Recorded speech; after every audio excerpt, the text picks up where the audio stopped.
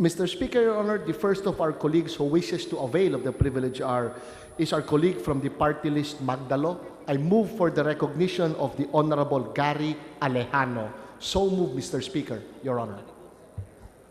Congressman Gary Alejano is recognized. Thank you, Mr. Speaker. Mr. Speaker, to our dear colleagues, good afternoon. I rise today on a question of personal and collective privilege to, first, to condemn in the strongest terms the barbaric killing of more than 40 PNP staff last Sunday. And in this connection, Mr. Speaker, I, together with 4 other representatives, has filed a resolution expressing condemnation of the barbaric killing of more than 30 members, and actually the numbers has changed already, of the Philippine National Police Special Action Force, and to call for the immediate conduct of congressional inquiry in aid of legislation to determine the circumstances surrounding the Mamasapano massacre and to introduce measures that will prevent the recurrence of this incident in the future. Secondly, Mr. Speaker, I condole the family of those who perished. Nakikiramay po ako kasama ng Magdalo Party List sa mga naulilang pamilya. As you would know, Mr. Speaker, the PNP staff reportedly said to carry out a legitimate police operation against an international terrorist at Mamasapano, Magdalo. Unfortunately, this incident happened, resulting in the killing of more than 40 PNP staff. Mr. Speaker, this should not be taken lightly, as if it's an isolated incident and business as usual.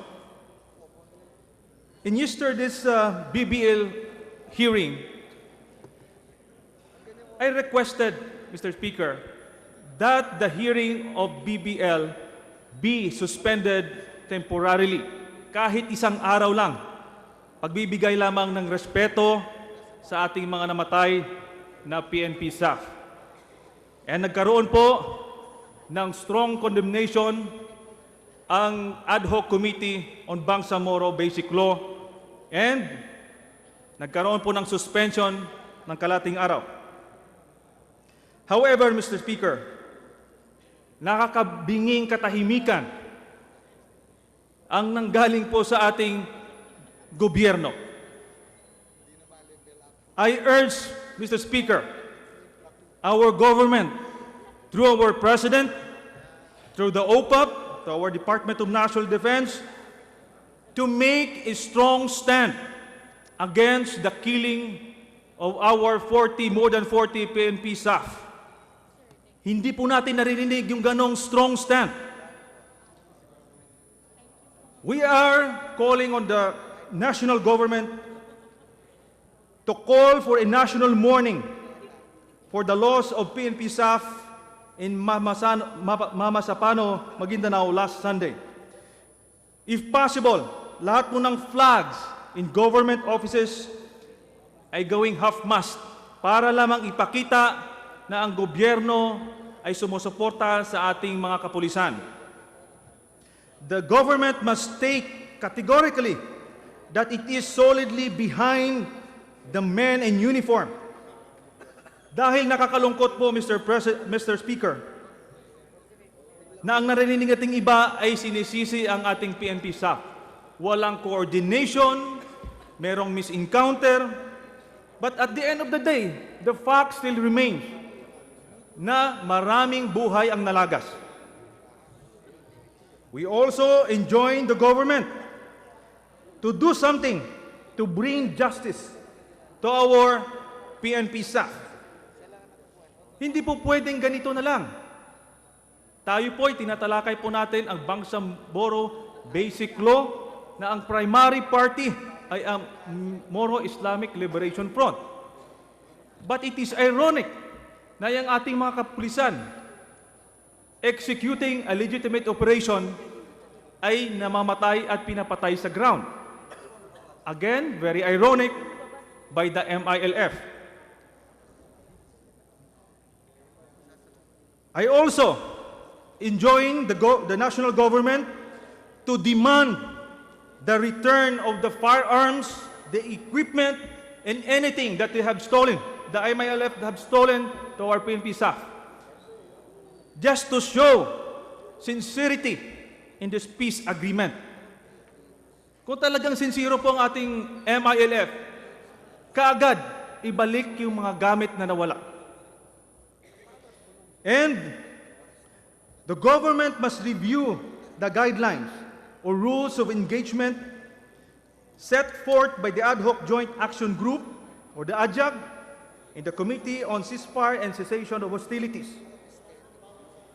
Hindi po pwedeng the government hands is tied because of the ceasefire agreement. Naririnig po natin, bakit hindi na-reinforce ang mga PNP sa for 11 hours?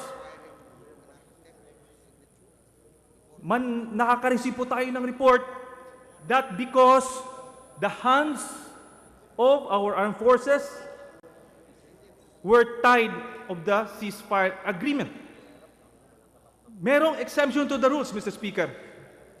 Namamatay ang ating tropa sa ground in fulfilling its mandate. Hindi po pwedeng hahayaan natin because of the ceasefire agreement. If we can recall, Mr. Speaker, in July of 2012, 10 soldiers died also in Basilan because of MILF. Again, ang rason, they did not coordinate with us, with the MILF. And now, it happened again. Hindi nag-coordinate ang PNP sa kanilang galaw. But Mr. Speaker, it doesn't mean na pag hindi nag-coordinate, ang action or counter-action is to kill them. That is why I agree kanina with my colleague, Congressman Asidilio, na hindi po misencounter ang nangyari. I myself have experience in the field. I almost died in Mindanao fighting for our country against MILF in the year 2000. At alam ko po ang misencounter. Segundo, minuto pa lang malalaman na natin kaagad na misencounter yan. Bakit? Wala tayong ini-expect na kalaban. Bakit may kalaban kaagad? And we understand na yung mga commanders merong direct contact sa ADYAG, sa kanilang mga leaders. First instance, dapat may coordination na kaagad.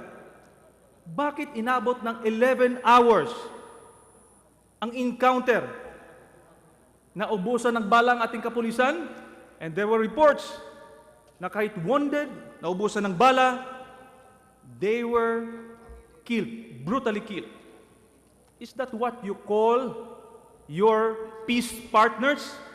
Ang peace partners po natin, tayo ay pinapatay? Mr. Speaker, hindi po ito ordinaryo. Remember, Mr. Speaker, what we are trying to craft and eventually provide opportunity for peace in Mindanao is for primarily MILF. At masakit pong isipin na hindi pa natin narating ang conclusion, pagpasa ng batas, meron na pong nangyayari sa ground in violation, sa tingin ko po, ng trust and confidence na na-build up natin. Mr. Speaker, that is why we should strongly consider our resolution states that the House of Representatives should, through the Ad Hoc Committee on BBL, temporarily suspend the deliberation on the proposed BBL until a thorough investigation on the massacre of our PNP staff members has been conducted. I myself, I support the BBL. And actually, I am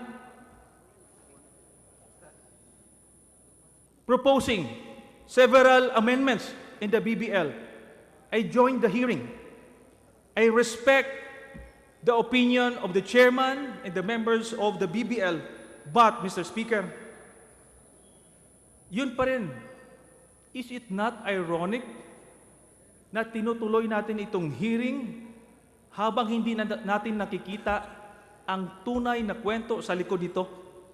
Nagpapakita lamang tayo na in spite of this killing, business as usual tayo. Okay lang. I think, Mr. Speaker, I'm afraid we are sending a wrong signal. Nararamdaman po yan ng taong bayan, especially in Mindanao, sa hanay ng kapulisan, sa hanay ng kasundaluhan. Bakit?